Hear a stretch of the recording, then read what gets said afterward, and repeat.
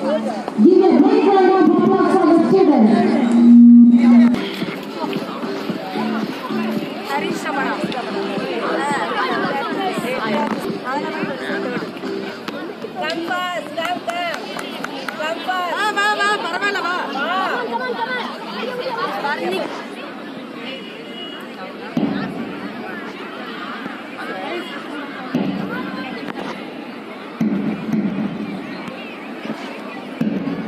It aims to balance the body, mind and spirit.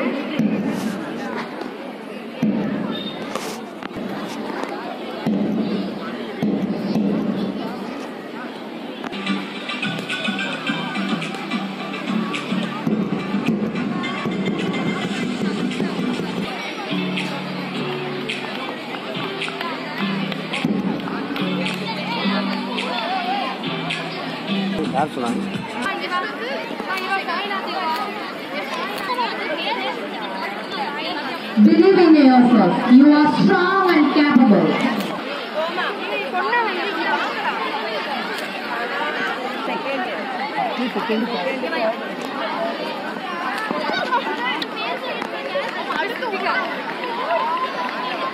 தண்ணி அந்த கூட ஏற்றிக்கணும்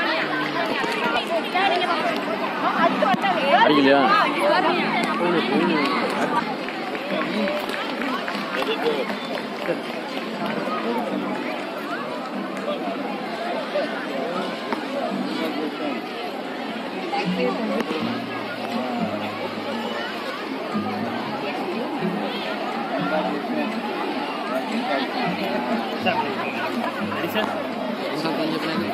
ready sir ada film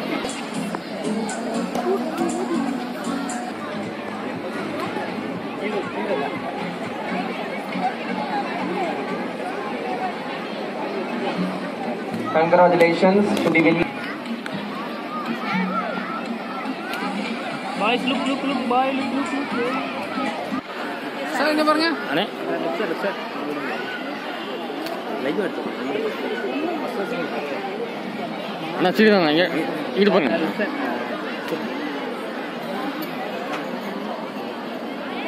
அண்ணே போட்டிங்கிற அப்படி ஒன்று அங்கேயே திரும்பிடுறாரு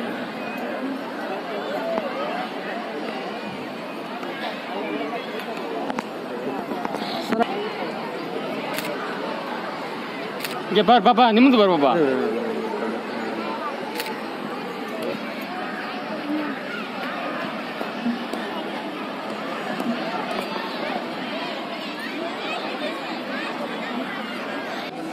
உடம்பார் அழியின் உயிரால் அழிவர்.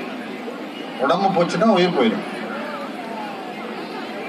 திடம்பட மெய்ஞானம் சேரவும் மாட்டார்.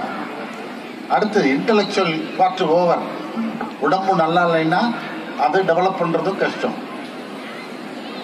அதனால என்ன செஞ்சாரு? உடம்பை வளர்க்கும் உபாயம் அறிந்தேன், உடம்பை வளர்த்தேன் உயிர் வளர்த்தேனேன்னு சொன்னார். அப்போ உடம்பை வளர்த்தா உயிர் வளர்க்கலாம். ஸோ உயிருக்கு ஒரு பங்கமும் வரக்கூடாதுன்னா உடல்நிலை நல்லா இருக்கும். அந்த உடல்நிலையை நம்ம எவ்வளோ போற்றி பாதுகாக்க முடியுமோ பாதுகாக்கணும். சரி, உடலுக்குள்ள உயிர் இருக்கு, வேற என்ன? அடுத்து மனம்.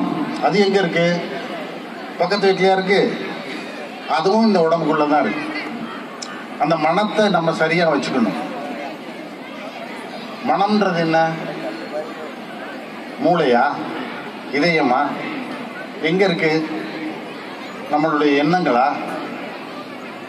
இதையெல்லாம் சரியாக இயக்கணும்னா அதுக்கு அதை வச்சிருக்கக்கூடிய அந்த உடம்பை பாதுகாக்கணும். ஸோ எல்லா விஷயத்துக்கும் இந்த உடம்பு தான் முக்கியம்.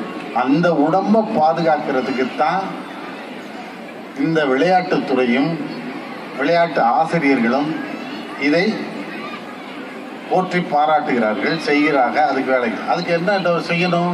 ஃபிசிக்கலாக ஆக்டிவாக இருக்கணும். ஃபிசிக்கலாக ஆக்டிவாக இருக்கணும்னா எப்படி?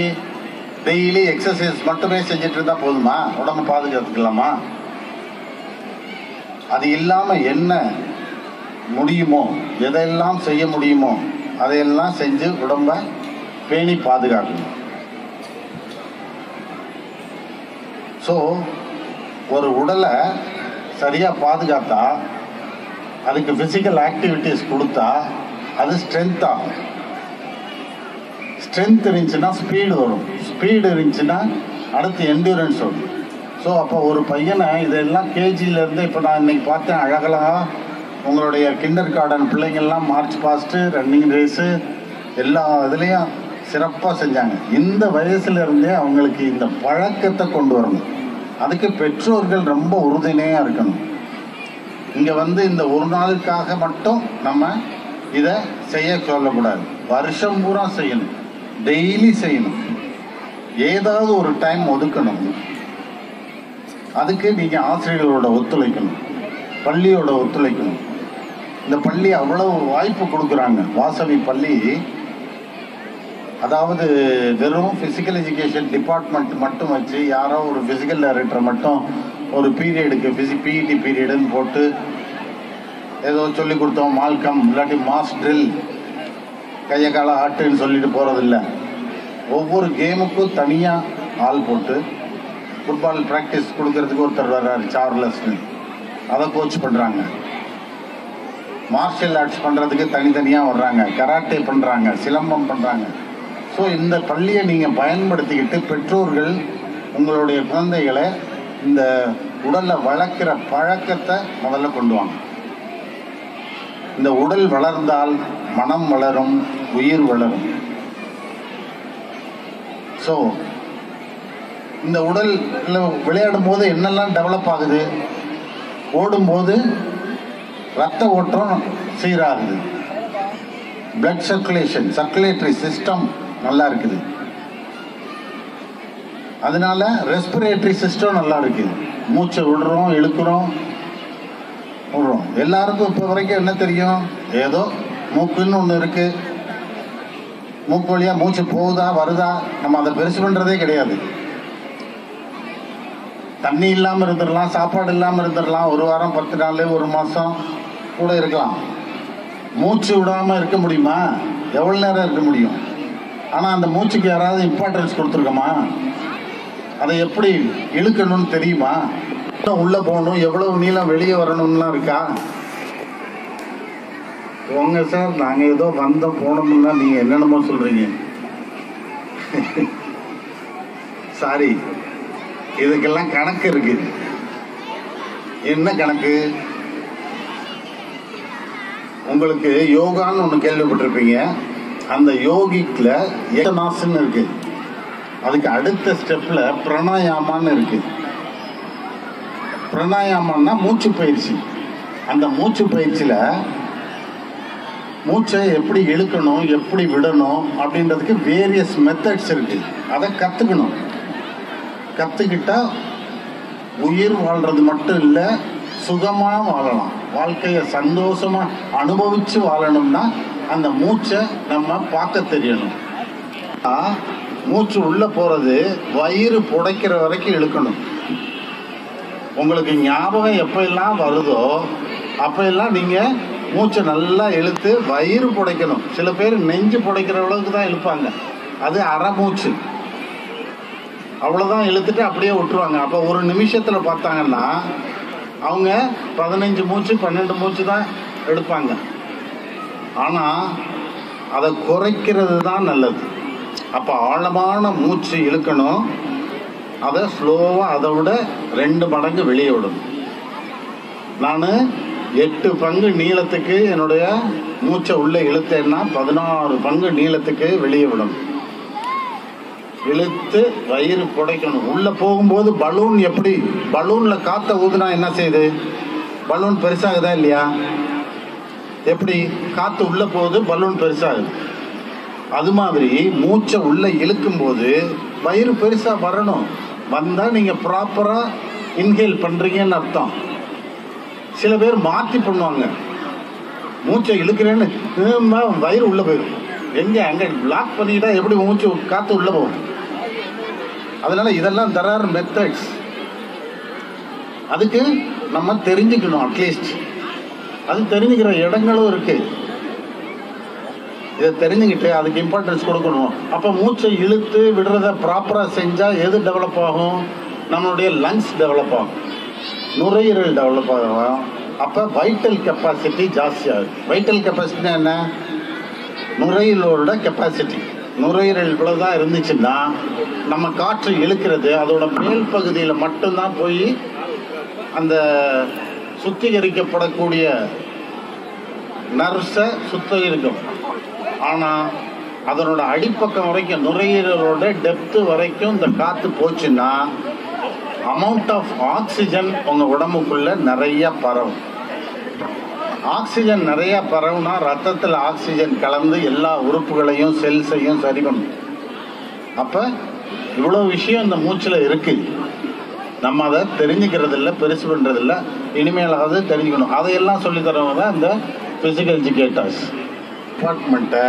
உங்கள் பிள்ளைங்களுக்கு இந்த பள்ளிக்கூடம் நிறைய தருது. நீங்கள் பயன்படுத்தி அதை டெவலப் பண்ணிக்கணும். ஸோ இவ்வளவும் எதுக்கு சொன்னேன்னா, உங்கள் உடம்பை சரி பண்ணி கொள்ள வேண்டும். சரி, உடம்பை சரி பண்ணிட்டோம், உயிர் சரியாயிடுச்சு, மனசு சரியாயிடுச்சு. இதனால என்ன சார் பிரயோஜனம்? ஃபிசிக்கலாக ஒருத்தர் நல்லா இருந்தால், மென்டலாக நல்லா இருந்தால், அவங்களோட சைக்கலாஜிக்கல் எஃபெக்ட்ஸ் நல்லா இருக்கும். சைக்காலஜின்னு என்ன? ஆன்சைட்டி லெவல் குறையும். ஆன்சைட்டி லெவலில் என்ன? ஏதாவது ஒரு விஷயத்தை பார்த்தா பதட்டப்படுறது, ஸ்ட்ரெஸ்ஸு, ஸ்ட்ரெயின், அதெல்லாம் குறையும். ஒரு விஷயத்தை எடுத்துக்கிற பாவனையே வேறு மாதிரி இருக்கும். ஏதாவது ஒரு சந்தர்ப்பம் வந்துடுச்சுன்னா பாருங்கள், திடீர்னு நம்ம ஒரு பயப்பட்டோம்னா மூச்சு ஷார்ட் பிரேக் தான் வரும். கோவப்பட்ட பொண்ணு யாராவது பாருங்கள், கோவப்படுற மூச்சை இழுத்தா விடுவான், ப்ராப்பராக விடுவான். அந்த நேரம் மூச்சு ஹாஃப் பிரீத் இல்லை, குவார்டர் பிரீத் தான் இருக்கும். ஸோ அதனால் இந்த சைக்கலாஜிக்கல் எஃபெக்ட்ஸ் எல்லாம் கிடைக்கும். செல்ஃப் கான்ஃபிடென்ஸ் கிடைக்கும். விளையாடுறதுனால கரேஜ் வரும். கரேஜ்னு என்ன? தைரியம். எதையும் ஃபேஸ் பண்ணக்கூடிய ஒரு சூழ்நிலை உருவாகும். புதிய மனிதர் ஒருத்தரை பார்த்து அறிமுகம் இல்லாத ஒருத்தர்கிட்ட எப்படி பேசணும்னு கற்றுக்கிற இடம் இங்கே விளையாட்டு தான். ஸோ இந்த விளையாட்டு துறையில் சேர்ந்து விளையாட்டில் ஆர்வமாக ஆகி பையன் பொண்ணு அவங்க பழக ஆரம்பித்தாங்கன்னா அவங்க சோசியலாக எல்லாருக்கிட்டையும் எப்படி பேசணும், யாருக்கிட்ட எவ்வளோ தூரத்தில் நிற்கணும் அப்படின்றதையும் இங்கே தான் கற்றுத்தர்றாங்க. ஃபிசிக்கலாக டெவலப்மெண்ட்டு, மென்டலாக டெவலப்மெண்ட்டு, சோசியலாக டெவலப்மெண்ட்டு, மாரலாக டெவலப்மெண்ட்டு, என்ன செய்யலாம் என்ன செய்யக்கூடாது. எந்த ஒரு ஸ்போர்ட்ஸ்லையும் ஒரு கேம் நடந்தால் 2 பேர் ஆப்போனண்ட் இருப்பாங்க, அல்லது 2 டீம் ஆப்போனண்ட் இருக்கும். அதை ஜட்ஜ்மெண்ட் கொடுக்கறதுக்கு, ரைட்டு தப்புன்னு சொல்கிறதுக்கு அங்கே ரெஃப்ரின்ற பேரில் ஒருத்தர் இருப்பார். அந்த ரெஃப்ரியோட வேலை என்ன? உள்ளே விளையாடக்கூடிய அந்த பிளேயர்ஸோட பாதுகாப்பு. ஒருத்தர் அடிச்சுக்காம ப்ராப்பராக விளையாடும். இவரால் அவருக்கு காயம் வரக்கூடாது, அவரால் இவருக்கு காயம் வரக்கூடாது. அப்போ அதை தடுத்து செய்ய வேண்டிய வேலையை தான் அவர் செய்கிறார். அதே சமயத்தில் தப்பு நடந்தால் அதுக்கு என்ன கொடுக்குறாங்க? பனிஷ்மெண்ட் இம்மீடியட்டாக. கல்ஃப் கண்ட்ரியில் தான் கேள்விப்பட்டிருக்கீங்க, ஒரு தப்பு நடந்தால் அதுக்கு பனிஷ்மெண்ட்டு உடனே அங்கே கிடைக்கும். அது மாதிரி இந்த விளையாட்டுத்துறையில் தான் ஒரு ஃபவுல், ஒரு தப்பு நடந்தால் உடனே பனிஷ்மெண்ட். அந்த பனிஷ்மெண்ட்டை ஒபே பண்ணுற குவாலிட்டி எங்கே வரும்? ஸ்போர்ட்ஸில் இருந்தால் தான் வரும். மற்ற எல்லா இடத்துலையும் ரோட்டில் தப்பாக போயிட்டான், உண்மையில் வந்துட்டான், இடிச்சிட்டான்னா நீங்கள் சொல்லி பாருங்கள், என்ன வந்தேன்னா நீ ஒழுங்காக வர வேண்டியதானம்மா, அங்கே கேட்குறதுக்கு ஆள் கிடையாது. ஆனால் இங்கே அப்படி இல்லை.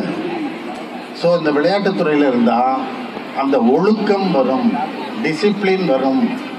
ஸோ இதை டெவலப் பண்ணுற இடம் இது.